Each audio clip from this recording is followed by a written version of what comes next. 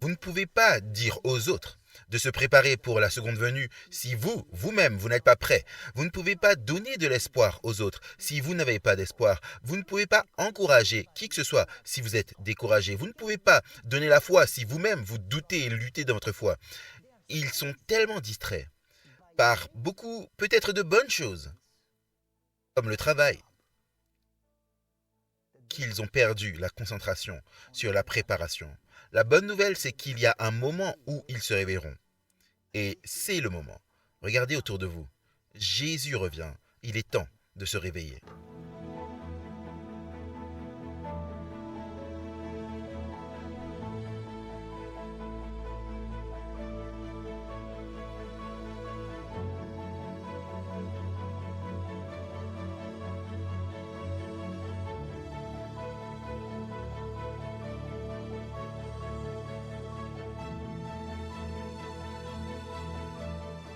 C'est bon d'être à nouveau avec vous. Alors que nous commençons, prions ensemble. Père, encore une fois, nous te remercions pour ton amour, pour ta présence, et nous te remercions pour tes promesses. Nous te remercions également pour l'espoir de toutes les générations, la seconde venue. Père, alors que nous traversons tant de choses, que serait cette vie sans l'espoir de la seconde venue? Nous prions pour que ton esprit soit avec nous en ce moment. Nous prions pour que tu sois celui qui ouvre les portes. Aide-nous à mieux comprendre la seconde venue sur la façon de se préparer, parce que nous voulons vraiment passer l'éternité avec toi. Alors nous prions pour ton Saint-Esprit en ce moment, au nom de Jésus. Amen. Alors que nous regardons autour de nous, nous savons pertinemment que Jésus revient bientôt, bien plus tôt que nous le pensons. Non seulement les prophéties ont été, pour la plupart, accomplies, non seulement les prophéties indiquent clairement vers la seconde venue, impliquant que Jésus revient très très bientôt, mais c'est plus que cela. C'est que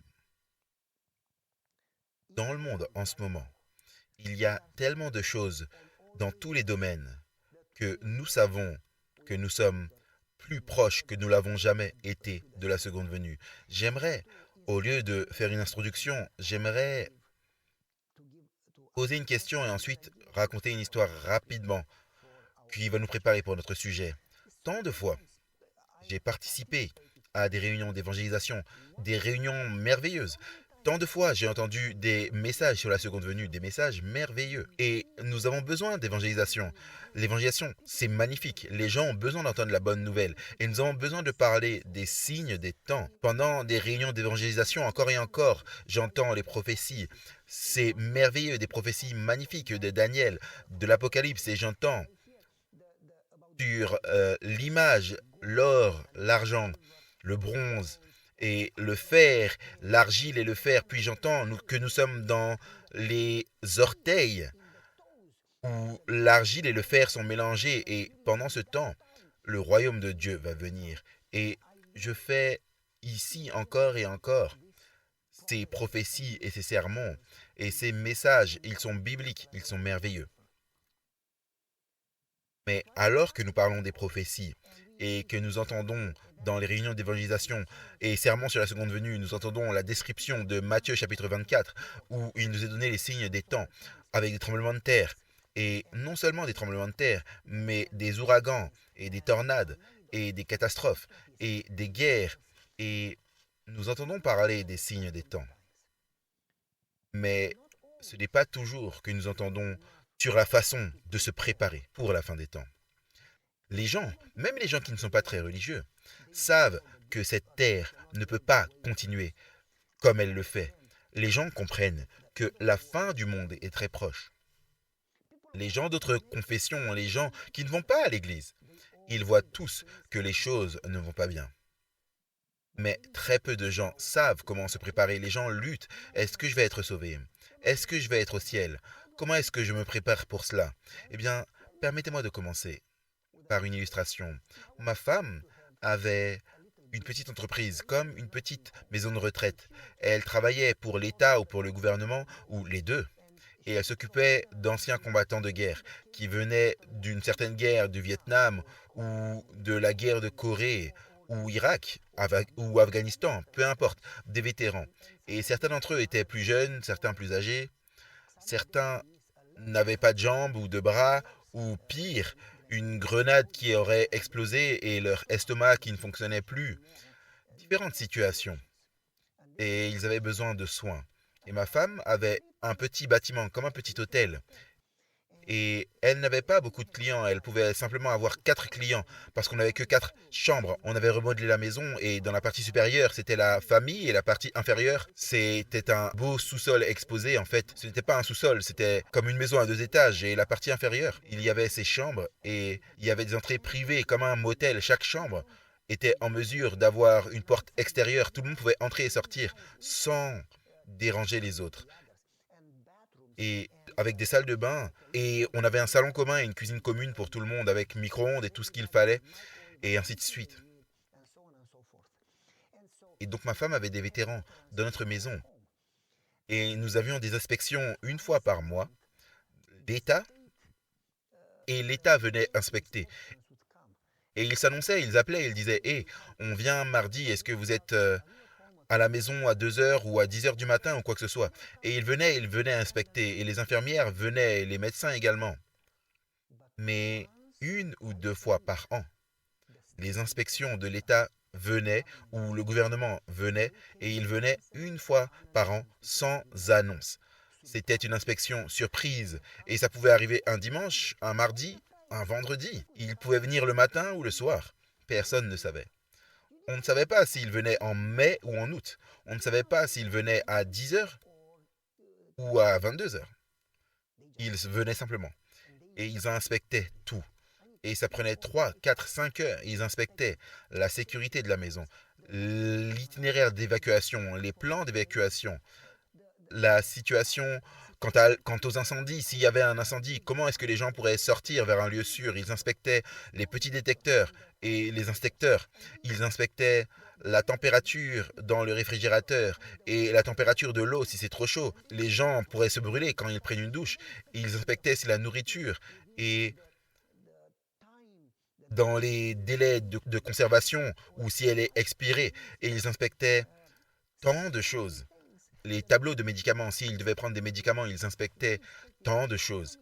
Et après l'inspection diététique, l'inspection sécuritaire, l'inspection incendiaire, les escaliers, les évacuations, toutes ces choses, après 4, 5, 6 heures d'inspection, 4, 5, 6 inspecteurs, chacun dans différents domaines, ils rédigeaient un rapport, et chaque fois, chaque année, pendant de nombreuses années. Ma femme a obtenu la certification comme étant la meilleure institution de l'État. Et il disait encore et encore, nous sommes impressionnés. Nous inspectons tant d'entreprises, et presque toutes ont des problèmes. Et nous écrivons des notes de non-conformité, et nous disons que vous n'avez pas suivi cette loi, que vous n'avez pas suivi cette règle. Et certains d'entre eux, on leur donne juste un avertissement, d'autres on leur donne une amende, et d'autres encore, ils ferment leur entreprise. Chaque fois que nous venons dans votre établissement, tout est parfait. Comment est-ce que vous savez quand est-ce qu'on vient? Comment est-ce que vous savez? Comment est-ce que vous êtes toujours prêt? Peu importe si on vient en hiver ou en été, le matin ou le soir, vous êtes toujours prêt, toujours préparé, toujours parfait. Tout est parfait. Ils ont même demandé à ma femme de former d'autres personnes pour démarrer des établissements. Ils ont dit, est-ce que vous pourriez élargir? On va vous donner plus de clients. Ma femme a dit non, c'est beaucoup pour moi, c'est assez. Et ils ont dit, comment est-ce que vous pouvez toujours être prête? Comment vous préparez-vous pour être prête quand on vient? Et la réponse de ma femme était toujours, je me prépare tous les jours, comme si c'était le jour de l'inspection.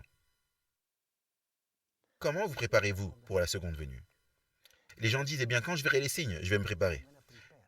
Eh bien, permettez-moi de vous dire ceci. Vous ne pourrez peut-être jamais voir les signes, en fait. Et on va en parler. Comment vous préparez-vous pour la seconde venue? Comment vous assurez-vous que vous êtes préparé? Vous devriez vous préparer chaque jour, comme si Jésus venait aujourd'hui. Permettez-moi de commencer à expliquer cela. Et nous parlerons de la seconde venue, de la préparation pour la seconde venue, la protection contre les erreurs qui surviendraient dans les derniers temps, et ainsi de suite. Nous parlerons de quelques sujets dans la seconde venue. Permettez-moi de commencer par cette partie de préparation. Dans Matthieu chapitre 10, verset 6, Jésus dit quelque chose de très intéressant. Il dit aux disciples, allez premièrement vers les brebis perdues d'Israël. Allez vers mon peuple. Pourquoi est-ce que Jésus nous demanderait d'aller premièrement vers son peuple? Je veux dire, est-ce qu'on ne devrait pas aller vers le monde? La grande commission, Jérusalem, Judée, Samarie, les extrémités de la terre, est-ce qu'on ne devrait pas aller vers ces gens qui ne connaissent pas Jésus parce qu'on veut qu'ils soient sauvés? Jésus est mort pour eux. Pourquoi est-ce que Jésus dirait aller premièrement à Jérusalem? Judée, allez d'abord vers mon peuple. Israël, pourquoi Jésus dirait-il cela? Eh bien, réfléchissez-y.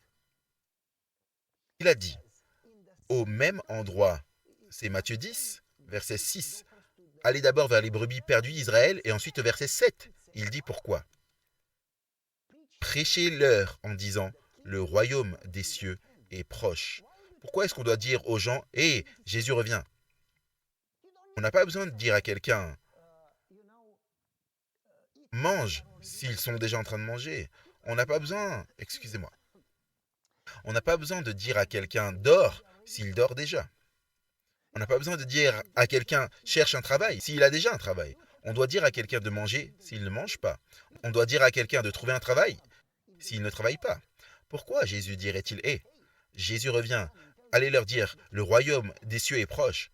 C'est évident que le contexte là-bas implique qu'ils se concentraient sur tant d'autres choses qu'ils ont perdu le focus sur la seconde venue. Ils étaient tellement distraits par peut-être des bonnes choses, comme le travail. Ils ont perdu leur focus sur la préparation. Quel était l'avantage d'avoir un travail? On doit travailler. Le commandement dit, tu travailleras 6 jours, mais quel est l'avantage de travail, d'avoir un emploi, une maison? C'est des bonnes choses. Si vous perdez le salut. Et donc, il semble, à partir du contexte, que vous ne pouvez pas dire aux autres de se préparer pour la seconde venue si vous-même, n'êtes pas préparé. Vous ne pouvez pas donner de l'espoir aux autres si vous n'avez pas d'espoir. Vous ne pouvez pas encourager personne si vous êtes découragé. Vous ne pouvez pas donner de la foi à qui que ce soit si vous luttez et doutez dans votre foi. Comment pouvez-vous impressionner les gens d'avoir une relation avec Jésus si vous ne connaissez pas Jésus et vous n'avez pas de relation? Vous ne pouvez pas donner ce que vous n'avez pas. Vous devez l'avoir pour pouvoir le donner. Donc, si vous ne pouvez pas aider les autres à se préparer pour la seconde venue, si vous ne savez pas comment vous préparer et si vous n'êtes pas prêt pour la seconde venue, il semble que d'abord, nous, le peuple de Dieu, devons d'abord être préparés. Il semble que dans le contexte, Jésus implique que son peuple n'est pas prêt. Son peuple, il a été en Égypte et ils ont été tellement habitués après 430 ans en Égypte qu'ils ne sont pas prêts à quitter l'Égypte. Ils ont des maisons, des emplois. Ils ont été à Babylone 70 ans. Ils sont tellement habitués que même s'il y a un appel à rentrer chez eux, il y a une bénédiction et les moyens sont fournis, ils disent mais, on a un travail, on a une maison. Pourquoi est-ce qu'on quitterait Babylone? Babylone, c'est chez moi. Il semble que nous sommes tellement habitués à cette terre que, alors que nous parlons de la seconde venue et du royaume de Dieu et du ciel, cependant, nous ne nous préparons pas. La façon dont nous vivons nous dit et dit aux gens autour de nous que nous ne vivons pas comme si Jésus revenait demain. Nous vivons comme si la seconde venue de Jésus allait venir, mais pas maintenant, dans 1000 ans peut-être. Parce que si vous croyez vraiment que Jésus venait demain, vous vivriez différemment. Si vous croyez vraiment de tout votre cœur que Jésus viendrait dans 3 mois, ou dans 6, ou dans 1 an, vous vivriez différemment. Notre vie donne un témoignage qui ne dit pas que Jésus revient bientôt. Le témoignage dit plutôt que, hé, il y a un bon moment avant qu'il ne revienne. Fais ce que tu dois faire ici. Prends soin de ceci. Et nous sommes tellement concentrés sur ceci, ici, maintenant, que nous oublions cela. Et c'est la raison pour laquelle Jésus va être comme un voleur.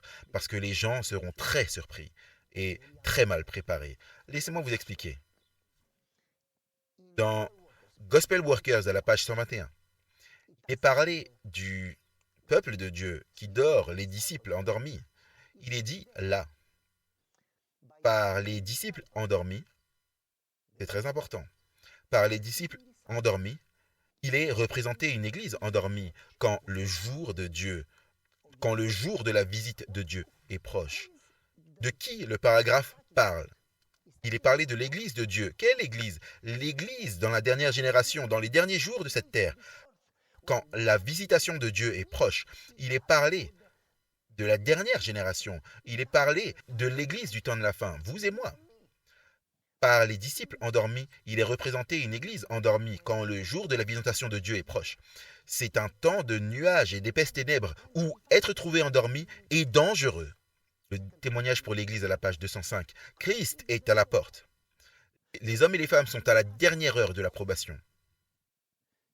Cependant, ils sont négligents et insensés. Les prédicateurs n'ont pas de pouvoir pour les réveiller, parce que eux-mêmes dorment.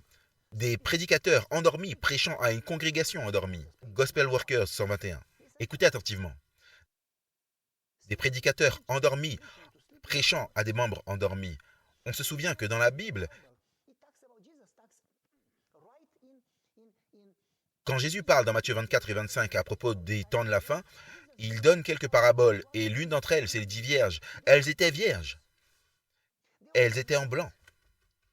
Elles avaient toutes des lampes, de l'huile et de la lumière, essentiellement, en gros, des vierges dans la Bible.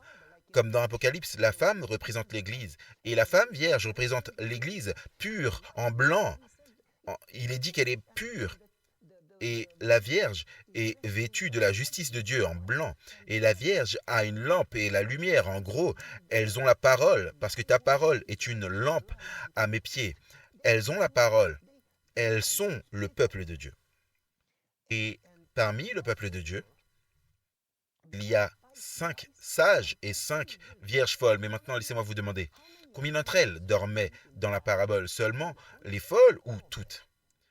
C'est très étrange que dans la parabole, toutes les 10 s'endorment. Toutes les 10. Si vous allez dans Apocalypse chapitre 3, il est parlé de Laodicée, la dernière église, la dernière génération avant la seconde venue.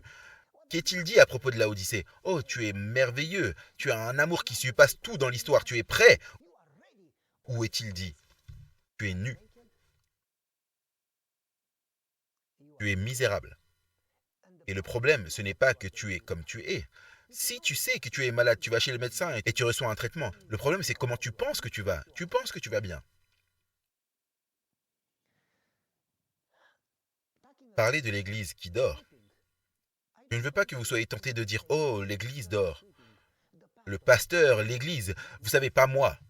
L'Église n'est pas une institution, c'est pas un édifice. L'Église, ce sont les gens, c'est vous et moi. Même si vous êtes tenté de penser à d'autres personnes qui dorment, cela me dit que vous avez un problème. Nous ne sommes pas appelés à juger les autres. Dès qu'on juge les autres, on a un problème spirituel. Vous êtes appelés à vous juger vous-même. Et l'Église qui dort, les vierges qui dorment, ça signifie vous et moi, nous dormons. Et il est temps de se réveiller. Jésus revient. Ce sera très triste après une vie d'être dans le peuple de Dieu, de perdre le salut. Quand Jésus vient entendre les mots terribles, je ne vous ai jamais connu. Vous dites, Jésus, mais s'il te plaît, laisse-moi entrer. Comme les 5 vierges folles qui frappent à la porte, s'il te plaît. Nous sommes vierges. Nous avons la lampe, nous avons la lumière. Oui, on n'avait pas beaucoup d'huile, mais s'il te plaît, Jésus. La parabole dit, nous avons été à l'église. Nous avons fait de l'évangélisation. Nous avons mangé des brocolis. Nous avons chanté dans la chorale. Nous avons été des camps meeting. Et nous connaissions la magnifique prophétie des 2300 soirs et matins. Nous connaissons l'état des morts. Et Jésus dit, oui, c'est le cas. Mais je ne vous ai jamais connu et vous ne me connaissez pas. Ce serait très triste d'entendre ces paroles. Je préférais entendre les mots bon et fidèle serviteur, entre dans la joie de ton maître. Oui, c'est ce que je veux entendre. Pas vous? Quel est l'avantage d'aller à l'église et de prier et d'étudier si vous manquez le salut? Et donc, comment est-ce que vous vous préparez? Il me semble que dans la parabole, les 10 s'endorment. La bonne nouvelle, c'est qu'il y a un moment où elles se réveillent. Et c'est le moment. Regardez autour de vous. Jésus revient. Il est temps de se réveiller. Et donc, Il est dit ici que les hommes et les femmes sont dans les dernières heures de probation. La probation se ferme. Le verset est, est accompli. Le verset qui dit que celui qui soit juste soit encore juste, que celui qui est impur soit encore impur. Ça y est, il n'y a plus de temps de probation. La porte de la probation se ferme. À partir de ce moment, personne ne peut être sauvé. Comme la porte de l'arche de Noé, quand la porte était fermée, beaucoup de gens, quand ils ont vu les nuages, 7 jours plus tard, ils ont dit: Noé, s'il te plaît, laisse-nous entrer. Mais c'était trop tard. Très bientôt. Très bientôt. Ce sera un jour, je ne sais pas si ce sera un mardi, ou un vendredi, ou un samedi, ou un lundi, je ne sais pas, mais très bientôt, il va y avoir un jour où Jésus sortira du lieu très saint et il cessera de faire l'intercession en tant que notre avocat, en tant que notre grand prêtre, pour vous et moi. Et quand Jésus sortira, il dit, c'en est fait, plus de temps pour le salut, plus de temps. La probation est fermée. À partir de maintenant, quiconque qui est impur soit encore impur, que celui qui est juste soit encore juste. À partir de ce moment, il n'y a plus de grâce. Quand ce jour viendra, où allez-vous être? Allez-vous être prêt en ce jour? Alors laissez-moi parler un peu de ce sujet en guise d'introduction alors que nous commençons ce sujet. Dans Matthieu 24 et 25, Jésus parle de la seconde venue. Dans Luc, il en parle à nouveau de la seconde venue. Et alors que Jésus parle de la seconde venue, il donne des signes et il parle aux disciples. Alors qu'il marche avec Jésus à Jérusalem, il s'arrête sur le mont des Oliviers. Et si vous avez été là-bas, le mont des Oliviers, puis c'est une vallée, et puis c'est encore une montagne, et c'est là que se trouve Jérusalem. Et du mont des Oliviers, au-dessus de la vallée, il regarde vers Jérusalem et il voit les magnifiques structures et le temple. Et il voit le marbre, gros blocs de marbre, et l'or utilisé comme glue entre les blocs de marbre. Et c'est le coucher du soleil. Et alors que les rayons du soleil frappent le marbre et l'or, cela prend votre vision. C'est lumineux, c'est magnifique. C'est l'une des merveilles du monde, la construction du temple. C'est un miracle, réellement. Et alors qu'il regarde, il le dit avec fierté. Est-ce que tu vois, Seigneur, le temple, la fierté d'Israël? C'est l'endroit où la gloire, la Shekinah glorieuse se tenait, là où la présence de Dieu était. C'est le lieu d'Urim et du Tumim où Dieu parlait à son peuple. C'est le lieu où se trouvaient les 10 commandements. C'est le lieu de Dieu. N'es-tu pas impressionné? Et Jésus les regarde et le temple, et il dit, je vous le dis, il n'y aura pas une pierre qui restera sur l'autre. Pour eux, c'est comme la fin du monde. Pour eux, temple est le centre d'adoration, c'est le centre de leur religion, c'est le centre de leur nation, c'est le centre du monde. Pour eux, pour que le temple soit détruit, ce serait la fin de tout ce qu'ils ont, la fin de leur religion. Et ils confondent la destruction du temple avec la fin du monde. Ils disent: Seigneur, dis-nous le signe de la destruction du temple et la fin du monde. Ils mettent les deux ensemble en un événement, alors que c'est deux événements différents. Dis-nous les signes, comment cela va se passer? Quand est-ce que cela aura lieu? Et Jésus répond aux deux, la destruction de Jérusalem et la fin du monde. Et Jésus, alors qu'il répond, il commence de façon assez intéressante. Et nous allons parler de ces versets les uns après les autres. Nous irons dans les détails. Parce que Jésus ne dit pas: oh, il y aura des guerres. Jésus commence en disant: assurez-vous de ne pas être séduit. Pourquoi est-ce qu'il commence par la séduction? Que personne ne vous séduise. Parce que avant que Jésus ne vienne, il y aura tellement de théories, et tellement de choses, et tellement de dangers. Satan essaiera de tromper même les élus, si c'était possible. Et si vous n'êtes pas prêt, si vous n'avez pas une relation étroite avec Christ, si vous n'avez pas une vie de prière, vous n'avez pas la présence de Dieu pour vous protéger. Si Dieu est avec vous, personne ne peut vous attaquer. Mais si Dieu n'est pas avec vous, vous le serez. Avec la puissance humaine et la sagesse humaine, vous échouerez. Peu importe pendant combien de temps vous avez été chrétien, peu importe l'expérience ou la connaissance que vous avez, avec la puissance humaine, vous ne pouvez pas combattre Satan. Vous échouerez. Si vous n'avez pas une vie de prière, si vous n'avez pas la présence de Dieu, si vous ne vous tenez pas sur la parole, le fondement sûr de la Bible, si vous n'êtes pas solide, enraciné dans la Bible, vous serez trompé. Alors comment vous préparez-vous? Mais avant d'aller là, parlons un peu de quand devrions-nous nous préparer. Parlons du quand et ensuite du comment. Nous allons aller une par une à travers ces étapes. Et donc, Jésus parle de la destruction de Jérusalem et de la science de la fin. J'aimerais à nouveau que vous puissiez comprendre. Jésus parle de deux choses, la destruction de Jérusalem et la science de la fin. Et Jésus leur dit, il y aura des tremblements de terre, il y aura des tornades, il y aura des incendies, il y aura des tsunamis. Il ne dit pas ça, j'improvise. Il y aura des incendies en Californie, en Australie et partout dans le monde. Au Montana, il y aura des incendies. Il y aura des pandémies. Il y aura des terroristes. Il y aura un effondrement économique. Il y aura ceci et cela et cela. Et Jésus dit, faites attention, ce n'est pas la fin. J'entends des gens disent, j'ai entendu, je me souviens spécifiquement quand la première guerre en Irak a commencé, ils ont dit, ça y est, c'est la fin du monde. Ce n'était pas la fin. J'entends des gens maintenant qui parlent de ce virus, coronavirus, c'est la fin du monde. Personnellement, je ne crois pas que ce soit la fin. Je crois que c'est l'une des douleurs de la fin qui nous amène à la fin, mais ça ne va pas s'améliorer comme les gens l'espèrent, ça va s'empirer. Je ne fais pas référence au coronavirus qui va s'empirer, je fais référence à tous ces signes, toutes ces catastrophes. Même si le coronavirus est résolu, il y en aura un autre et un autre et un autre problème et un autre problème. Et tellement au point que la Bible dit que les gens vont s'effondrer, le cœur des gens vont se briser, les gens vont perdre leur cœur à cause de la peur. Et donc, Jésus dit, il y aura ceci et cela, et des catastrophes et des tremblements de terre, mais ce n'est pas la fin, c'est une préparation pour la fin. Et ensuite, Jésus dit que l'évangile sera prêché à toutes les nations, alors la fin viendra. Maintenant, alors que Jésus leur donne des catastrophes et des signes de la fin, Jésus leur dit comment et quand se préparer. Et afin de les aider à comprendre comment et quand, Jésus leur donne quelques paraboles. Parce que Jésus parle toujours en paraboles et en histoire. Et Jésus, dans Matthieu 24 et 25, après leur avoir parlé de la fin, des signes de la fin, Jésus leur donne juste quelques paraboles pour leur enseigner comment se préparer pour la seconde venue.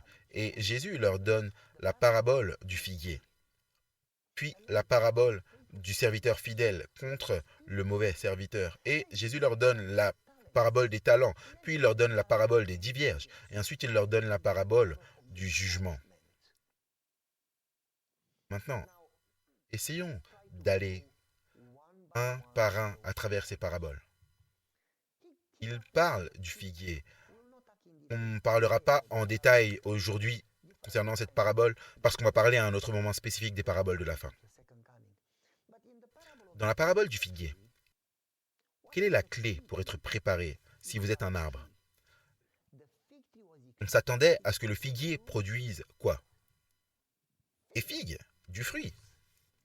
En fait, dans une parabole différente, Jésus marche à côté d'un arbre, près d'un figuier, et cherche des figues. Et Jésus voit une abondance de feuilles. Maintenant, si vous avez déjà vu un figuier, quand vous avez des feuilles, vous avez aussi des figues. Quand vous voyez des feuilles, vous attendez à voir des figues également. Jésus y va. Bien sûr, il va trouver un tas de belles figues. Je peux vous montrer des photos de mes figuiers. Chargés de figues. On avait l'habitude de récolter environ un grand bol de figues tous les jours. Tout au long de l'été et de l'automne, tous les jours. Beaucoup de figues, tellement que certaines d'entre elles tombaient par terre. Jésus s'attend à trouver des figues et à manger. Elles sont belles quand elles sont fraîches, elles sont si bonnes, si goûtues. Et Jésus y va et trouve un bouquet de feuilles, mais pas de fruits. Et Jésus maudit l'arbre. C'est terrible d'être maudit. Puis, dans la parabole, Jésus parle du figuier qui était censé produire des fruits. Et le propriétaire dit, coupez-le. L'arbre qui ne produit pas de fruits sera coupé. Pensez-y. Et le jardinier dit, s'il te plaît, laisse-le une année de plus. je vais travailler avec. Je vais le tailler. Le taillage, c'est un processus douloureux si vous savez quelque chose à ce sujet. Je vais le tailler. Je vais creuser autour de lui. Je vais l'arroser. Je vais bien prendre soin de lui. Je vais le fertiliser. Peut-être qu'il produira des fruits. Quel est l'espoir? Quelle est l'attente pour le chrétien? Produire des fruits. Dans Galates chapitre 5, nous trouvons deux types de fruits. Les fruits de la nature humaine et les fruits de l'esprit. Et cela fait toute la différence si vous serez au ciel ou pas. Quel fruit est-ce que vous produisez? Produisez-vous du fruit? En fait, dans un verset différent, Jésus dit, vous les reconnaîtrez à leurs fruits. Jésus ne dit pas que vous les reconnaîtrez par leurs sermons, par leurs connaissances. Les sermons, c'est bien, ne vous méprenez pas. Jésus ne dit pas que vous les connaîtrez par leurs paroles. C'est facile de parler de Jésus, c'est facile d'aller à l'église et de chanter les chansons. Oh oui, j'aime Jésus. Tout le monde peut chanter la chanson. Satan peut chanter la chanson. Ça ne veut pas dire qu'il aime Jésus. C'est facile de dire nous marchons vers Sion. Est-ce qu'on marche vraiment? Regardez la direction dans laquelle vous marchez. Est-ce que vous marchez vraiment vers Sion? Ou est-ce que vous tournez en rond, en rond, en rond dans le désert? Il est facile de parler de religion. Il est facile d'aller à l'église. Mais produisons-nous des fruits qui s'avéreraient être la preuve claire de la présence de Dieu dans notre vie? Vous les reconnaîtrez par leurs fruits. C'est le test acidique du christianisme. Et ainsi, le jardinier dit, laisse-le une année supplémentaire. Et l'année suivante, le maître revient. C'est le moment du jugement. Il cherche des fruits. Et la parabole ne donne pas de fin. Mais cela implique que s'il y a des fruits, l'arbre est sauvé. Et s'il n'y a pas de fruits, l'arbre va être retranché. Les fruits décident de si vous serez au ciel ou pas. Nous ne sommes pas sauvés à cause des mérites des fruits. Nous sommes sauvés par la grâce au moyen de la foi. Mais les fruits prouvent que nous sommes sauvés. Les fruits prouvent que nous avons la présence de Dieu. Les fruits de l'esprit prouvent que vous avez l'esprit. Parce que si vous avez l'esprit, si Jésus vit en vous, si le Saint-Esprit prend le contrôle de votre vie, vous produirez des fruits. Alors l'Esprit en vous produira les fruits de l'Esprit, l'amour, la compassion, la patience, la gentillesse, et ainsi de suite. Nous connaissons Galates chapitre 5 qui en parle. Mais si vous ne produisez pas les fruits, cela signifie que vous n'avez que... Vous êtes une personne religieuse qui n'a que les paroles, mais pas les actes. Vous n'êtes qu'un auditeur, mais vous ne mettez pas en pratique. Et donc, Jésus donne cette parabole du figuier, impliquant ceux qui prouvent leur foi par leur vie, ils sont prêts pour le ciel. Parce que par leur vie, ils prouvent que Dieu est réel pour eux, que Dieu a pris le contrôle de leur vie, qu'ils sont en effet nés de nouveau, que Jésus vit en eux, qu'ils marchent avec lui. Et donc, Jésus donne la parabole du figuier et ensuite, Jésus donne la parabole du serviteur fidèle contre le mauvais serviteur. Qu'est-ce que le serviteur fidèle est censé faire? La parabole dit que le maître est venu voir le serviteur et lui a demandé de s'occuper des autres et il a dit nourris-les. Il était censé les nourrir, leur donner le pain de vie et le pain physique. Et le maître part vers un pays lointain et il dit je reviendrai. Il promet je reviendrai. Maintenant, il semble que le maître est en retard. Il était censé revenir ce mois-ci, il n'est pas revenu. Et le mois prochain, il n'est pas revenu. Et le serviteur se lasse d'attendre. Et il dit dans la parabole, le maître est en retard. C'est là que les ennuis commencent. Quand les gens sont préoccupés par les temps au lieu du service. Dieu lui a demandé de servir. Donne-leur de la nourriture physique et spirituelle. Donne-leur de la nourriture. C'est ton travail, c'est ton appel. Servir, nourrir. Mais quand vous arrêtez de servir et commencez à être préoccupé par le temps, alors les problèmes commencent. Parce que le temps, c'est le travail du maître. Personne ne connaît les temps, si ce n'est Dieu. Ce n'est pas vos affaires de connaître le temps. Quand est-ce qu'il vient? Quand les gens commencent à être préoccupés par le travail de Dieu, ils arrêtent de faire leur travail. Le travail de Dieu, c'est de décider quand il vient. Votre travail, c'est de servir jusque-là. Quand vous arrêtez de servir et que vous commencez à vous préoccuper par le travail de Dieu, vous ne faites plus attention à votre travail. Qu'est-ce qui se passe dans la parabole? Quand le serviteur est concerné par le travail du maître au lieu de son travail, le serviteur, non seulement il arrête de servir, mais la Bible dit qu'il commence à battre les autres.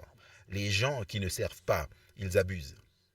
Écoutez attentivement, il n'y a que deux classes dans l'Église, les gens qui servent et les gens qui abusent les autres. Je me souviens, peut-être je vous ai raconté l'histoire, peu importe. C'est juste l'enseignement de l'histoire qui est significatif. Quand j'étais jeune, j'étais en cinquième, c'était le communisme. On a construit une église, c'était contre la loi. On ne pouvait pas construire d'église, on était arrêté. On a construit une église et on construisait seulement pendant la nuit. À partir de 23h, 22h, minuit, les gens commençaient à venir, un par un, pas en grand groupe, calme, pas de lumière, tout dans l'obscurité, à la lumière de la lune, pas d'outils électriques, ce serait trop bruyant, tout à la main. Et les gens travaillaient toute la nuit, construisaient l'église, et le matin vers 4h30, ils commençaient lentement à partir les uns après les autres. Et on a construit derrière le mur principal de l'ancienne église, on a construit une nouvelle église. Pendant qu'on construisait tout le monde, y compris le pasteur et sa femme, et les jeunes, les vieux, les enfants, tout le monde travaillait. Nous avons mis du béton à main nue. Nous avons mélangé le béton avec une pelle à la main parce que la bétonnière électrique serait trop bruyante. Et certains voisins appelleraient la police et nous serions tous arrêtés. Nous mélangions du béton à la main. On portait du béton avec des seaux. C'est lourd. De plus, les mettre au-dessus du bâtiment pour les verser sur ces poutres. Et pendant qu'on travaillait tous dur, et je me souviens d'avoir des cloques. Et la femme du pasteur, je me souviens, la femme du pasteur qui portait des seaux de béton. Il y avait deux personnes de l'église, je ne peux pas vous dire les noms, qui étaient en bas des murs, qui regardaient en haut et qui disaient: «Oh, c'est terrible, vous faites un mauvais travail. Ce mur n'est pas droit. Cette couleur est terrible. Pouvez-vous choisir une meilleure couleur pour cela, pour peindre l'église? Et cette poutre n'est pas parfaitement droite, mon frère. Allez!» Et il critiquait les ouvriers. Imaginez, pendant le temps de Néhémie, certaines personnes travaillaient et certaines personnes, comme Sambala, en bas de la construction, disaient: «Arrêtez de travailler, vous faites un mauvais travail, descendez et parlons un peu.» Et Néhémie disait: «Je ne peux pas descendre. J'ai une meilleure chose à faire. Je ne vais pas dépenser mon énergie à descendre et à me disputer avec toi. Je vais passer mon temps à servir. Je ne peux pas descendre à ce niveau. Je ne peux pas descendre pour critiquer. Je ne peux pas descendre pour arrêter de travailler. J'ai une meilleure œuvre à faire.» Alors revenons à notre histoire. Ceux qui ont travaillé, ils n'avaient pas le temps de critiquer, de juger, mais ceux qui ne travaillaient pas, qu'est-ce qu'ils faisaient? Ils décourageaient les ouvriers, ils critiquaient, ils abusaient des ouvriers. Et certains d'entre eux ont littéralement appelé la police pour nous. La police est venue aux portes de l'église pour nous arrêter tous. L'histoire est longue. Nous nous sommes tenus devant les murs et nous avons dit: «Si vous voulez démolir, avec des bulldozers.» Nous leur avons dit qu'ils devraient passer sur des corps humains pour démolir notre église. L'histoire est longue, je ne vais pas pouvoir raconter toute l'histoire maintenant. Mais je vais revenir pour dire qu'il n'y a que deux catégories de membres d'église, de chrétiens, ceux qui travaillent et ceux qui abusent. Dieu vous appelle à servir. Jésus est venu pour servir. Si Jésus a servi, il vous a appelé à servir. Les gens qui ne servent pas, ils abusent les autres, ils jugent, ils critiquent. Ils sont comme un long train qui n'a que un ou deux moteurs, puis 70, 80, 100 wagons lourds qui ralentissent le tout. Ils tirent en arrière. Dieu vous a appelé à être un moteur. Et ainsi, le serviteur de notre parabole a cessé de servir et dès qu'il a cessé de servir, il a commencé à maltraiter les autres. Il a commencé à les battre, les critiquer. Et ensuite, le maître est revenu et il ne s'attendait pas à cela. La parabole dit que le maître l'a puni. En gros, le serviteur a péri. C'est très clair. Comment se prépare-t-on pour la seconde venue? Dans la première parabole, vous devez porter du fruit comme une preuve de la présence de Dieu dans votre vie. Dans la deuxième parabole, vous devez continuer à servir. Vous devez continuer à servir, à nourrir les affamés, prendre soin des sans-abri. Comment pouvez-vous dire que vous aimez Jésus si vous n'aimez pas votre prochain? Dans 1 Jean, c'est très clair. Si vous n'aimez pas les gens, vous êtes un menteur, vous n'aimez pas Dieu. Vous pouvez dire que vous aimez Dieu, mais vous ne connaissez pas Dieu, vous ne connaissez pas l'amour. Dieu n'est pas en vous. Si Dieu est en vous, la première façon de le montrer, c'est par l'amour, en aimant les gens, même ceux qui ne le méritent pas. Et donc, dans la deuxième parabole, La façon dont le serviteur se prépare pour le retour du maître, c'est en servant, en nourrissant spirituellement et en nourrissant physiquement les autres, en servant. Et puis, dans la troisième parabole, et parler des talents. Le maître appelle les serviteurs et en donne à un talent, au deuxième 2 talents, à un 4 talents, 5 talents. Je n'entends personne là dire avoir tous les talents. Je ne sais pas combien de talents. J'ai compté 20 à 25 talents dans la Bible que j'ai pu trouver. Probablement, il y en a beaucoup plus. Comme la prédication, comme la musique, les affaires et ainsi de suite. J'ai trouvé quelques talents que je pourrais mettre sur une liste moi-même, mais vous pourrez en trouver plus que ceux que j'ai mis sur la liste. Mais Dieu n'a pas donné à une personne tous les talents, 30, 40, 50. Et Dieu n'a pas donné à quiconque 0 talent. Dans la parabole, il n'y a personne qui n'a pas de talent. Certaines personnes, je les entends dire, pasteur, j'aimerais aider, mais je n'ai aucun don, je n'ai aucun talent. Ça, c'est une excuse pour les gens qui sont soit paresseux ou égoïstes. Si vous êtes si paresseux que vous ne voulez pas travailler, il n'y a pas de place au ciel pour les gens paresseux. Jésus est venu pour travailler du matin au soir. Et il vous a appelé à travailler, il vous a donné une mission. Ça s'appelle la grande commission. Et ensuite, alors que vous accomplissez cet ordre que Jésus vous a donné, vous vous préparez pour le ciel. Et vous ne vous préparez pas pour le ciel en attendant Jésus, j'attends. En attendant, je veux dire en ne rien faire. Vous ouvrez la bouche et vous attendez, vous regardez vers le ciel, j'attends. Non, vous ne vous préparez pas en ne faisant rien. J'attends. Vous vous préparez en servant. Tout le monde dans la Bible qui a été appelé au service a été appelé à travailler. Rappelez-vous, par exemple, Élisée, il a été trouvé en train de travailler. Moïse, il a été trouvé en train de travailler. Tout le monde dans la Bible. Vous ne pouvez pas vous préparer pour la seconde venue. Ma femme, elle ne se prépare pas pour l'inspection en ne faisant rien. Elle se prépare alors que l'inspection vient aujourd'hui en travaillant. Ce n'est pas que les œuvres vont vous sauver, mais c'est alors que vous faites ce que Dieu dit. Plus vous lui obéissez, plus il peut vous préparer. Et ainsi, le serviteur dans la parabole qui travaille, qui sert, est prêt. Et le serviteur qui ne sert pas n'est pas prêt. Et à nouveau, j'aimerais clarifier. Ce ne sont pas nos œuvres qui nous sauvent. Nos œuvres, peu importe le nombre, peu importe à quel point elles sont bonnes, ne peuvent jamais remplacer le sang de Jésus. Nos œuvres ne peuvent jamais nous payer un jour au ciel, sans parler d'une éternité. Mais nos œuvres prouvent que Jésus vit en nous, que sa grâce, que sa présence, que son esprit est en nous. Parce que quand Jésus est en vous, vous ferez ce qu'il a fait. Vous lui obéirez, vous lui ferez confiance, vous aimerez les gens. Si vous ne faites pas cela, vous pouvez avoir une théorie de religion, mais pas la présence réelle de Dieu. La présence de Dieu transforme. La présence du Saint-Esprit portera des fruits qui prouveront. C'est la raison pour laquelle Jésus dit que vous les reconnaîtrez à leurs fruits. C'est la preuve que la grâce vit en vous. Et donc, le serviteur qui a la présence de Jésus, qui sert, il se soucie des gens, il se soucie des affamés, il se soucie des sans-abri, il se soucie des voisins, il se soucie de l'ennemi. Il dit pardonne-leur parce qu'ils ne savent pas ce qu'ils font. Seigneur, s'il te plaît, sauve-les, je veux qu'ils soient sauvés. Il donne la bonne nouvelle du salut, il donne la bonne nouvelle de la croix, du pardon, de la grâce, il vous donne la bonne nouvelle de la seconde venue. Il se soucie du prochain, il dit mon prochain sera perdu. Je ne veux pas que mon prochain soit perdu, je ne veux que mon prochain soit au ciel. Et il prie pour son voisin. Il dit, Seigneur, je suis prêt à perdre ma vie si tu sauves mon voisin. Sans souci, il aime. Ça, c'est la preuve que Jésus vit en vous. La façon dont vous vous préparez montre la présence de Dieu en vous, en servant et en aimant votre prochain, tout comme vous vous aimez vous-même. Et ainsi, Jésus donne une autre parabole pour montrer comment se préparer pour la seconde venue.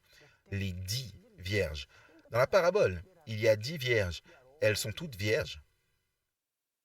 Elles sont toutes vêtues en blanc. Elles ont toutes une lampe céleste, une lumière.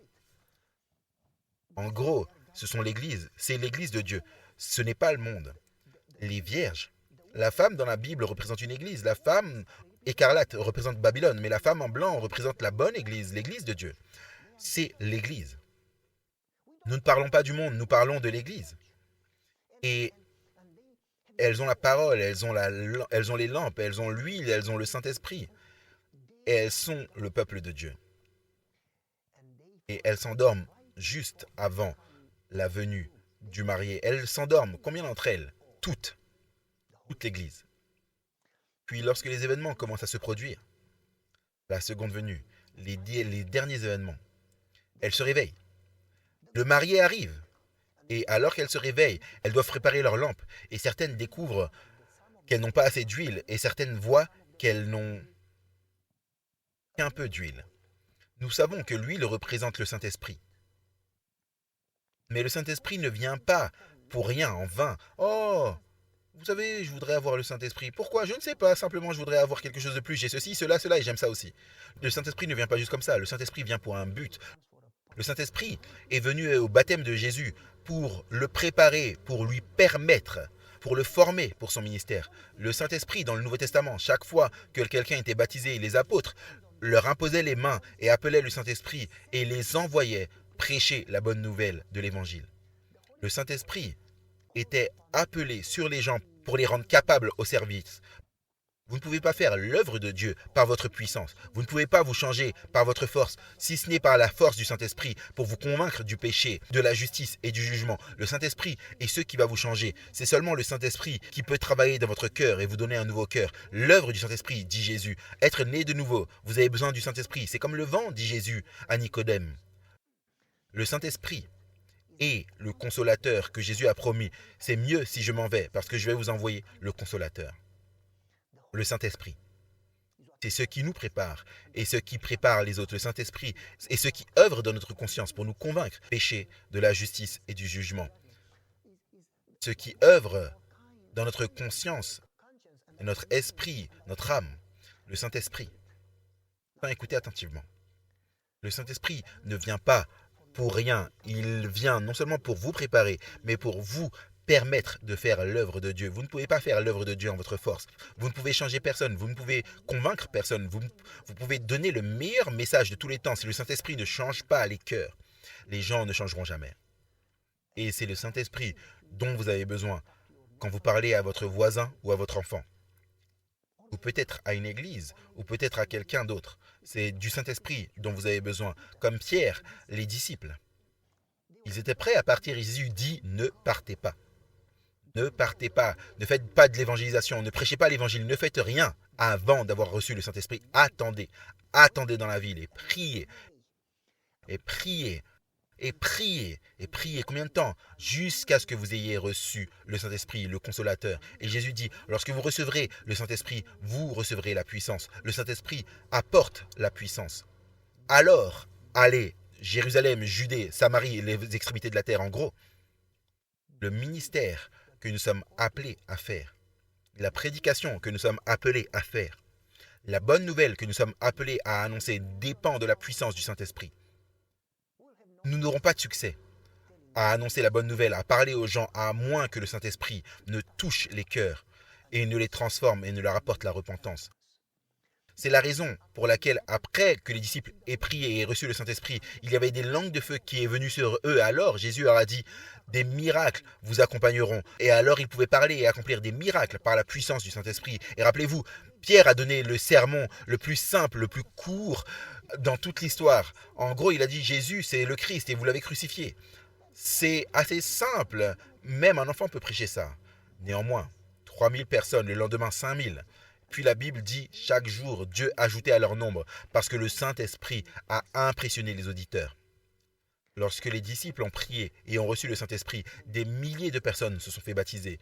Eh bien, dans la parabole des 10 vierges, certaines n'ont pas assez d'huile. Mais la raison pour l'huile dans la parabole, c'était d'être une lumière. Vous ne pouvez pas être une lumière par votre propre force. Vous ne pouvez pas être une lumière. Jésus est la lumière du monde. Ce n'est pas vous, pas moi.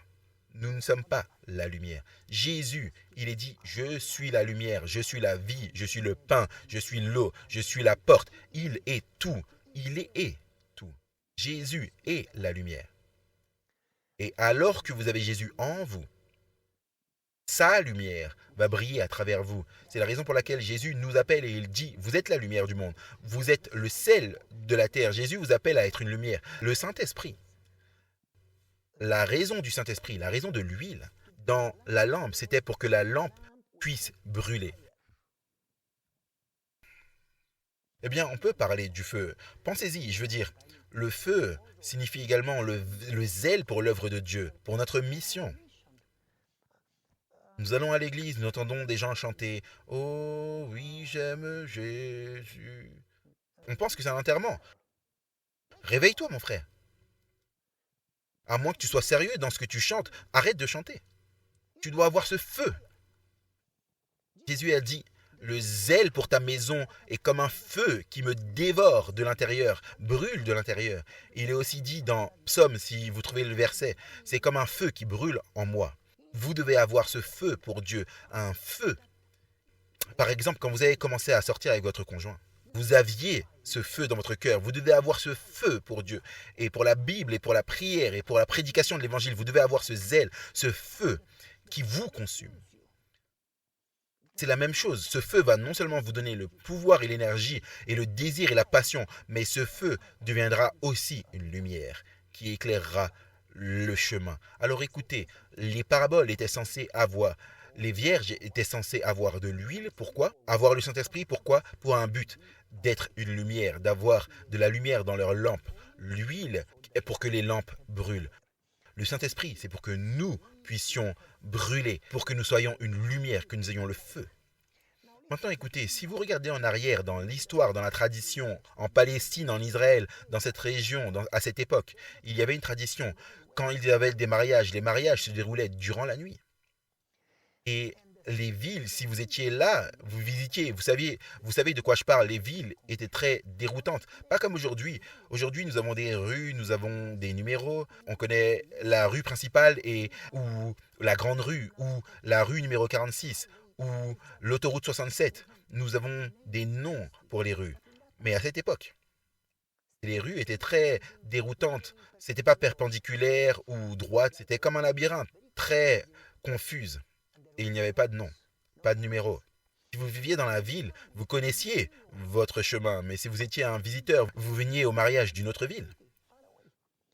Vous ne connaissiez pas votre chemin. Et s'il faisait nuit et sombre, parce que les mariages avaient lieu tard dans la soirée et parfois toute la nuit, s'il faisait nuit, vous vous perdiez. La tradition dit que la famille du marié demandait aux jeunes gens, garçons et filles, les jeunes gens, de prendre des lampes et d'aller aux intersections pendant la nuit pour éclairer le chemin vers la salle du mariage afin que personne ne soit perdu. Quelle était la raison d'avoir de l'huile? Pour que les lampes aient de la lumière. Quelle était la raison pour la lumière? Afin que personne ne se perde. Les vierges ont été appelées à éclairer le chemin de la salle du mariage. Vous et moi, nous sommes appelés à être une lumière. Qu'est-ce que ça signifie? Éclairer le chemin afin que personne autour de nous ne se perde. Dieu vous rendra responsable pour les gens autour de vous, votre famille, vos voisins. Leur sang va vous être redemandé. Eux-mêmes vont vous dire, tu le savais et tu ne me l'as pas dit? Nous sommes responsables de ces gens. Ça, c'est la commission que Dieu vous a donnée à vous et moi. Et, et alors que les vierges ont de l'huile pour être la lumière, pour éclairer le chemin, elles peuvent entrer dans la salle de mariage. Et ceux qui ne sont pas lumière, ceux qui n'ont pas la lumière, Jésus dit, vous êtes la lumière du monde. Ceux qui n'ont pas de lumière, qui n'éclairent pas le chemin pour les autres,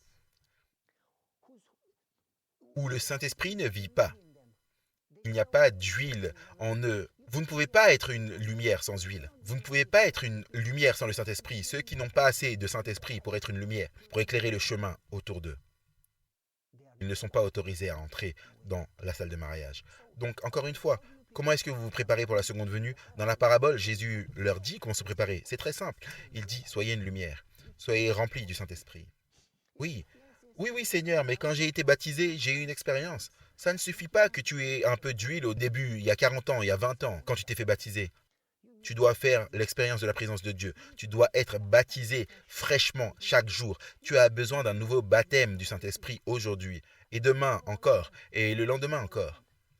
Tu dois, chaque matin, chercher la présence de Dieu et dire, Seigneur, sans toi, je ne suis rien. Seigneur, tu ne viens pas avec moi. Je ne bougerai pas d'ici.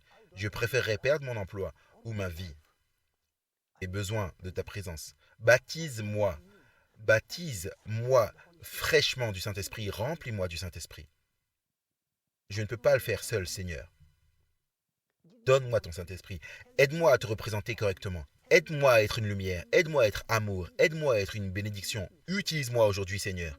Vous devez être rempli du Saint-Esprit chaque jour. Vous avez besoin d'être rempli de l'huile afin que vous puissiez être une lumière. Mais j'ai fait l'expérience de Dieu il y a 40 ans. Vous devez faire l'expérience de Dieu chaque jour. Vous devez travailler avec lui. Vous devez marcher avec lui chaque jour. Et alors que vous êtes entièrement rempli du Saint-Esprit et que vous marchez avec lui, vous faites l'expérience de lui. Dieu va vous impressionner. Faites ceci, ne faites pas cela. Parlez, ne parlez pas. Dis ceci. C'est comme ça que tu le dis. Alors que vous marchez avec Dieu et que le Saint-Esprit vous utilise, vous avez une nouvelle expérience chaque jour. Vous n'avez pas un témoignage qui s'est passé il y a 20 ans. Vous avez un témoignage qui s'est passé la semaine dernière. C'est ça, avoir la vraie présence de Dieu réelle, continuellement dans votre vie. Comment est-ce que vous vous préparez pour la seconde venue? En étant quotidiennement rempli du Saint-Esprit, afin d'être une lumière quotidiennement, afin d'éclairer le chemin, afin que personne autour de vous ne se perde. Maintenant, notre temps arrive à sa fin, manifestement, parce que nous avons commencé il y a environ 1 heure et nous ne voulons pas durer éternellement. Mais j'aimerais essayer de conclure cette première partie. Comment on se prépare pour la seconde venue? Vous voyez, il y a une autre parabole ici. Jésus, celle du jugement dans Matthieu 24 et 25, il donne des paraboles leur disant comment se préparer. Et Jésus, lors du jugement, il dit, quand Jésus viendra, il divisera les gens en groupes, les brebis et les boucs. Et il dira à un groupe, viens entrer dans mon royaume. Et ils disent, Seigneur, c'est merveilleux, on aimerait ça. Et il dit, parce que laissez-moi vous dire pourquoi. Et ils écoutent attentivement et ils ne savent pas pourquoi. Il dit, parce que j'étais nu, vous m'avez donné des vêtements, vous m'avez couvert, j'ai été en prison. D'ailleurs, soyez en passant, les bonnes personnes ne vont pas en prison. Parce que nous nous attendons à aider seulement les bonnes personnes. Mais Dieu veut que nous aimions tout le monde. Si vous avez 2 enfants, l'un est bon et l'autre ne fait pas toutes les bonnes choses. Vous savez, il fait des choses plus insensées. Mais est-ce que vous n'aimez que celui qui est bon? Non, vous priez plus pour l'autre. Si vous avez 2 enfants, l'un est en bonne santé, l'autre est très malade. Pour qui vous priez? Jésus aime tous ses enfants. Il nous appelle à aimer ses enfants. Et donc, le juge dit, j'étais en prison et vous m'avez rendu visite. J'ai eu faim et vous m'avez nourri. J'avais soif, vous m'avez donné de l'eau. Puis ils disent, mais Seigneur, au fait, on t'a jamais vu être en prison, Seigneur. Et Jésus dit, chaque fois que vous leur faites à eux, vous me le faites à moi. Est-ce que vous savez que quand vous aidez quelqu'un, vous aidez réellement Jésus? Et d'ailleurs, ils ne savent pas. Quand est-ce qu'on t'a vu, Seigneur, en prison? Ils ne savent pas. Quand vous faites le bien, vous ne le savez pas. Si vous le savez, ça signifie que vous avez un agenda. Comme ces pharisiens qui donnaient de l'argent ou priaient au coin des rues. Et ils sonnaient de la trompette. Ils donnaient de l'argent et ils sonnaient de la trompette juste avant. Jésus dit, ne faites pas comme eux. Ils annoncent pour que tout le monde puisse les applaudir. Ils sonnaient de la trompette. Tout. Un tel va donner tant pour le temple de Dieu. Et tout le monde applaudissait. Et Jésus dit, je vous le dis, ils ont déjà eu leur récompense. Quand vous faites quelque chose, ne laissez pas votre main droite savoir ce que fait votre main gauche. En gros, faites-le pour Dieu, ne le faites pas pour les louanges. Alors vous obtiendrez une récompense au ciel. Et donc, revenons à la parabole. Il dit, Seigneur, on ne se souvient pas t'avoir vu en prison ou affamé ou assoiffé, parce que lorsque vous faites du bien sur la base de bonnes motivations, vous ne le faites pas pour être vu ou pour être récompensé ou pour être loué. Vous le faites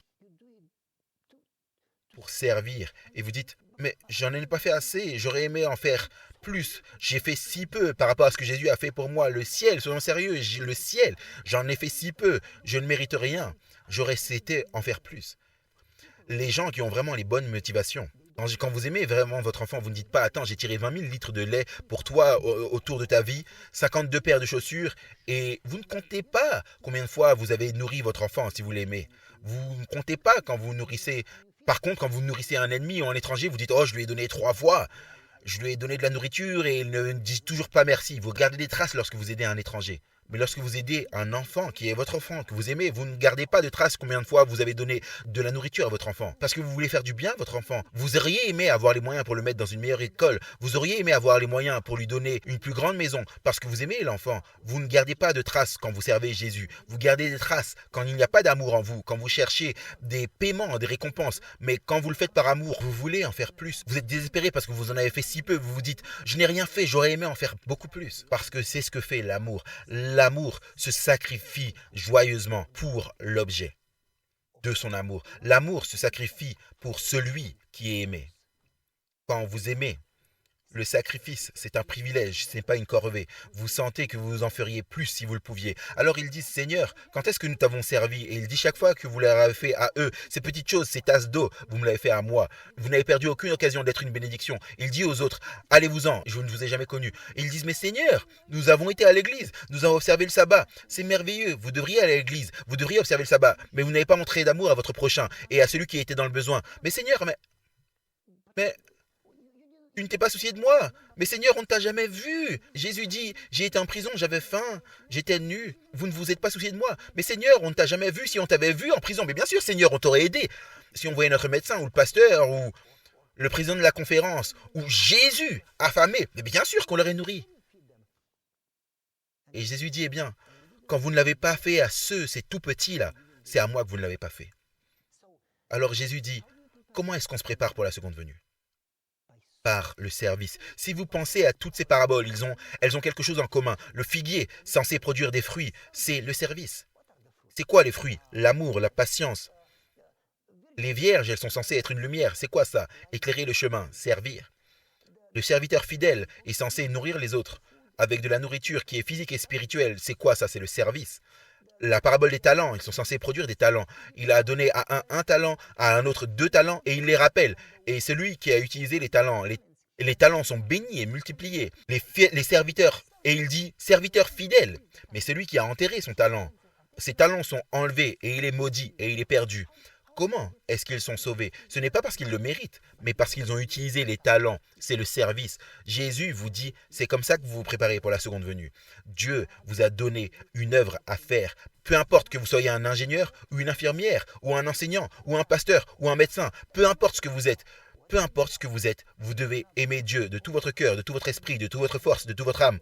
Plus que vous, plus que le travail, plus que la santé, plus que la famille, plus que la vie elle-même. Aimez Dieu plus que vous-même, aimez Dieu plus que tout. Donnez la priorité à Dieu et aimez votre prochain tout comme vous vous aimez vous-même. Et aimez votre ennemi tout comme vous vous aimez vous-même. Et prenez soin de bénissez ceux qui vous maudissent, priez pour ceux qui vous haïssent. Aimez, parce que c'est ça qui montre la présence de Dieu en vous. Jésus dit servez, aimez, prenez soin, souciez-vous. C'est comme ça que vous prouvez la présence de Dieu en vous. C'est comme ça que vous vous préparez pour la seconde venue. Alors que vous servez fidèlement aujourd'hui et demain. Quand Jésus viendra, s'il vous trouve servant, vous êtes prêts, non pas parce que vous le méritez. Vous serez sauvés par sa grâce seule, mais parce que cela montre que la présence de Dieu est en vous. Maintenant, nous essayons de conclure. Laissez-moi la prochaine fois parler. Nous avons un peu parlé de comment. La prochaine fois, on va parler de quand. Non seulement comment est-ce qu'on se prépare, mais quand est-ce qu'on se prépare. On parlera la prochaine fois de comment également quand on va parler de ne laisser personne vous séduire. On parlera de l'étude, de la prière et ainsi de suite. Mais jusque-là, nous devons également parler de quand est-ce qu'on va se préparer. J'aimerais vous donner un exemple rapide de la façon dont on se prépare. Comment est-ce qu'on peut être une lumière? Comment est-ce qu'on peut être une lumière? Comment est-ce qu'on peut représenter le caractère de Christ? Je me souviens précisément il y a quelque temps. Peut-être que j'ai raconté l'histoire, peut-être pas, c'est pas important. Je crois en la dîme. Je crois que ce n'est pas une faveur que vous faites à Dieu, mais c'est un commandement. 10%, et mon message ne concerne pas l'argent, il concerne la seconde venue. Mais la Bible parle clairement et dit que 10% appartiennent à Dieu. Et si vous les touchez, vous ne donnez pas, vous retournez, ça appartient à Dieu. Si vous le touchez, vous volez, vous dérobez. Et dans Malachie, il est dit, est-ce que quelqu'un vole Dieu? Et pourtant, vous me volez. Il demande, mais quoi est-ce qu'on te vole?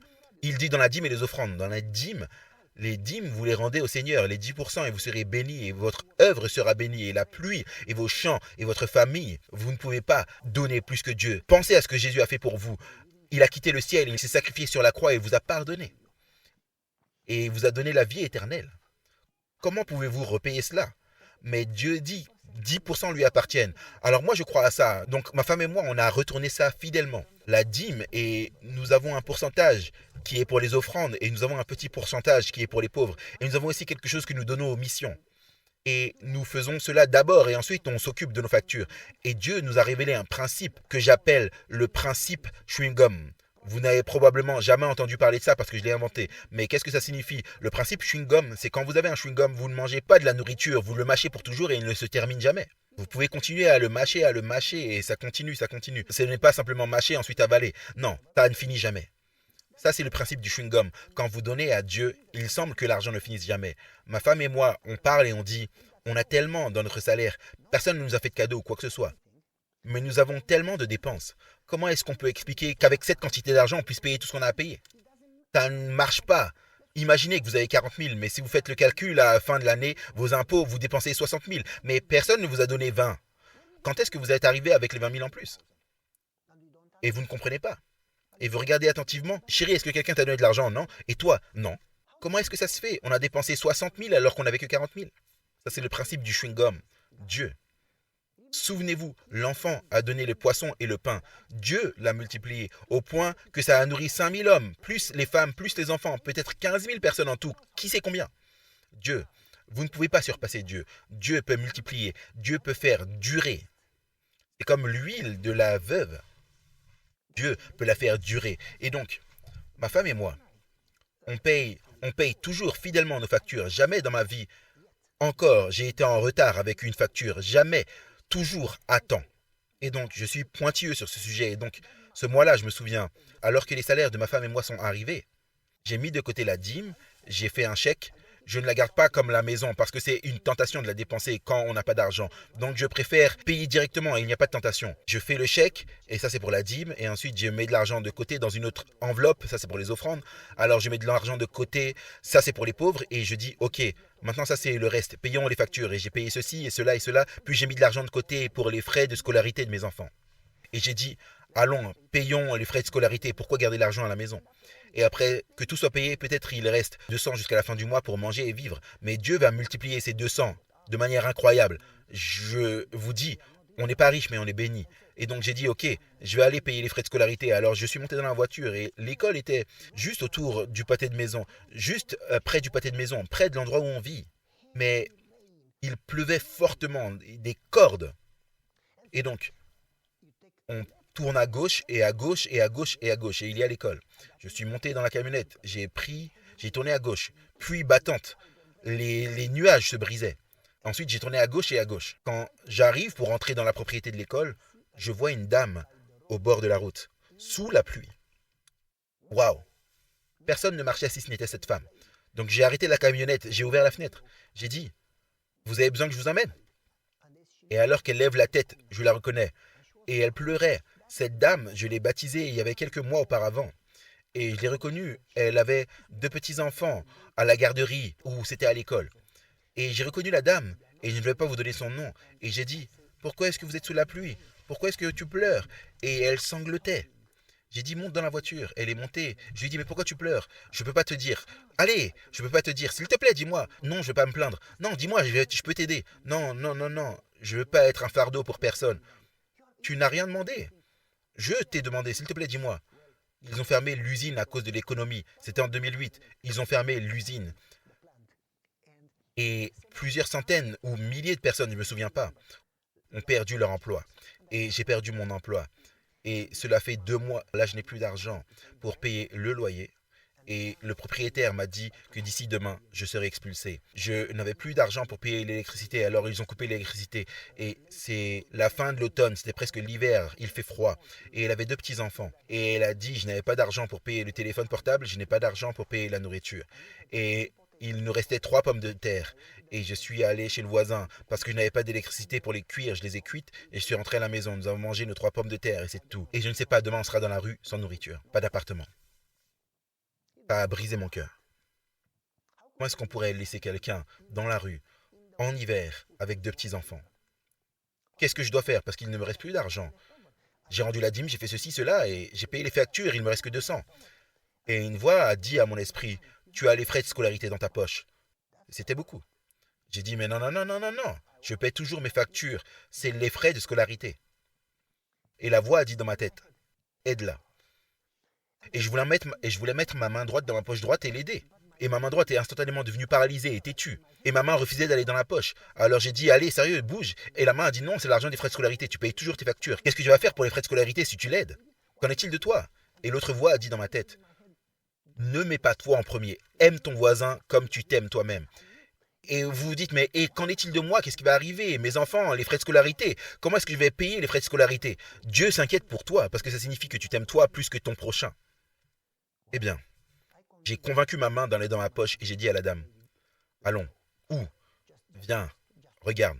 Je l'ai emmené à Aldi. C'est un magasin pas cher, mais c'est de la bonne qualité. Et j'ai commencé à aller dans l'épicerie à Aldi avec elle. Et j'ai mis 1 gallon de lait parce que je sais qu'elle a des enfants. Je l'ai regardée, elle a dit et j'ai mis 2 gallons. Elle a souri. Elle dit ok, c'est bien. Elle sourit. Et j'ai mis des œufs, j'ai mis des pommes de terre, j'ai mis des oignons, j'ai mis des pâtes, j'ai mis ceci, cela, jusqu'à ce que le chariot ressemble littéralement à une pyramide. Il était plein à craquer. Et j'ai dit ça c'est pour toi. Et elle a commencé à pleurer. Et j'ai payé et j'ai dit ok, ça c'est pour que tu aies de quoi manger. Je l'ai conduit à la maison. J'ai déchargé le van et elle dansait pratiquement d'une danse sacrée. Elle avait de l'énergie, elle ne savait pas quoi faire. Elle a dit pasteur merci, pasteur merci. J'ai dit ça suffit. Elle m'a fait des câlins 2 fois, 3 fois. J'ai dit ça va, ça va. Loué soit le Seigneur, mais tu n'as pas besoin de me remercier. Et elle a dit pasteur, j'aime cette église plus que jamais. Je me suis fait baptiser parce que je crois que cette église a la vérité. Mais maintenant, je vois des gens vivre comme Jésus veut que nous puissions vivre. Et elle a dit, je ne voulais pas demander de l'aide parce que je veux être une bénédiction, pas un fardeau. Mais je n'avais pas de nourriture. Et je lui ai dit, très cher, maintenant que tu ne travailles pas, que tu es licencié, tu es censé aller chercher un emploi. Si tu ne cherches pas un emploi, et le mois prochain, et le mois prochain, et l'année prochaine, tu auras encore besoin d'aide. Ça, c'est un problème. Mais mais on va te donner de la nourriture pour aujourd'hui. Ensuite, tu vas chercher un travail. Et le mois prochain, tu auras un travail. Ça, c'est notre devoir de t'aider. Puis, j'ai dit, ensuite, de quoi tu as besoin? Eh bien, pasteur, maintenant nous avons de la nourriture, mais nous n'avons pas d'endroit où vivre. Demain, on sera expulsés. Les 2 derniers mois, je n'ai pas payé le loyer. J'ai dit, ok, donne-moi le numéro de téléphone du propriétaire. J'ai appelé. Il s'est avéré que je connaissais la propriétaire. Je lui ai dit, écoute-moi, c'est le pasteur Pavel. Et elle dit non, je me souviens pas. Pasteur Pavel Goya de l'église adventiste, on s'est rencontrés 2 fois. Elle a dit oh, ok, j'aimerais que tu puisses annuler sa dette. Oh non, je peux pas faire ça. J'ai dit écoute, tu possèdes des centaines d'appartements, je ne vais pas te donner le chiffre exact, mais on parle de plusieurs centaines. Tu es à l'aise financièrement. Je connais ta maison, elle est gigantesque. Je connais tes voitures. Cette dame n'est pas paresseuse. Ce n'est pas qu'elle ne veut pas payer, elle paiera, mais elle a perdu son travail. Prends patience avec elle. Non, je peux pas faire ça. Si je prends patience avec elle, je dois prendre patience avec tout le monde. Non, c'est pas le cas, parce qu'elle a une situation différente que les autres. Non, je peux pas faire ça. J'ai dit, écoute, l'argent qu'il me reste après lui avoir acheté à manger paiera la moitié de sa dette. Ce n'est pas assez pour payer le tout. Mais si je sacrifie la moitié, alors tu dois sacrifier l'autre moitié, pardonner l'autre moitié, et la laisser dans la maison, et le mois prochain, elle paiera. Mais tu dois pardonner le passé. Je paye la moitié, tu pardonnes la moitié. Non, je peux pas faire ça. Je suis prêt à me sacrifier et je suis même pas riche comme toi. Non, je m'en fiche. J'ai dit, écoute madame, tu es chrétienne? Oui.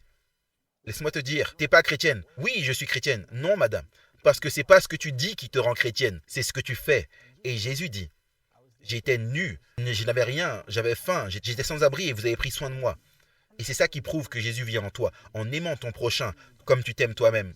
Et Jésus, si tu fais cela, il dit entre, sinon il dit reste dehors, je ne te connais pas.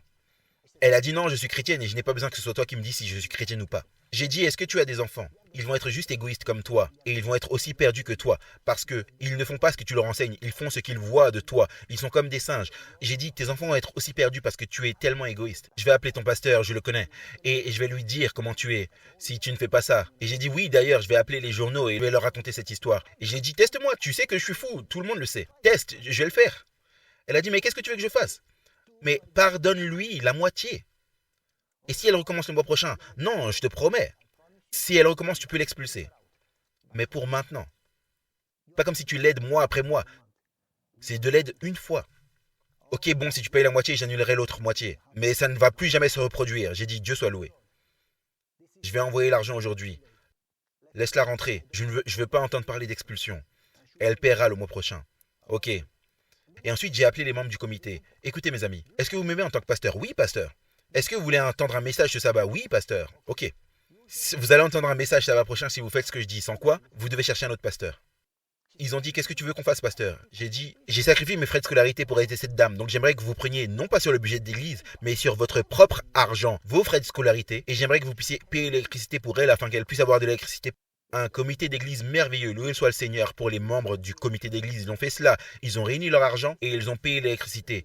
Puis j'ai parlé à la dame, j'ai dit, j'aimerais que tu ailles n'importe où et que tu trouves n'importe quel travail. Peu importe la taille et à quel point c'est misérable, peu importe. Trouve un travail et ensuite continue à chercher un meilleur travail. Mais il faut que tu aies un travail entre-temps. Et quand tu trouveras un meilleur travail, tu quitteras l'autre travail. Et le mois prochain, on ne va plus t'aider, à moins que tu aies un accident de voiture, un cancer ou quoi que ce soit, une urgence, sans quoi on ne va pas t'aider. Cependant, le mois prochain, je veux que tu me dises que tu as aidé quelqu'un qui était pire que toi. Je veux que tu me donnes un nom, et pas besoin que tu donnes beaucoup. Comme la veuve, 2 petites pièces à quelqu'un qui est pire que toi.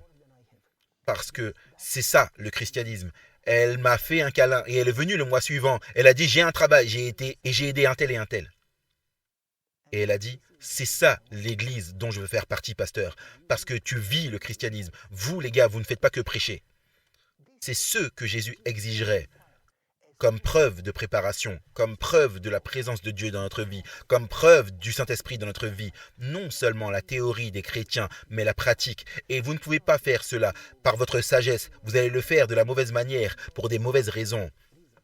Vous devez être rempli quotidiennement de l'huile du Saint-Esprit afin que le Saint-Esprit produise les fruits de l'Esprit dans votre vie. Prions ensemble.